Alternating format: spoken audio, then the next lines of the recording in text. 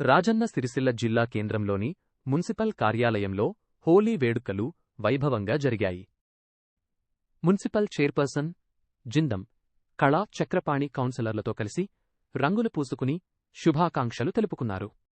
ఈ సందర్భంగా ఆమె మాట్లాడుతూ, కులమతాలకు అతీతంగా అందరూ సోదరభావంతో ఈ పండుగను జరుపుకోవాలని పిలుపునిచ్చారు.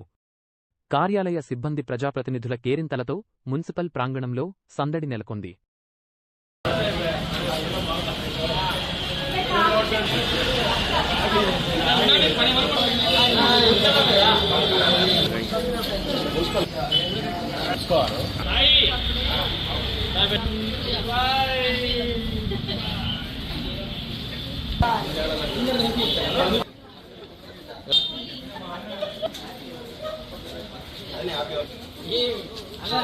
అనిపిస్తలేదు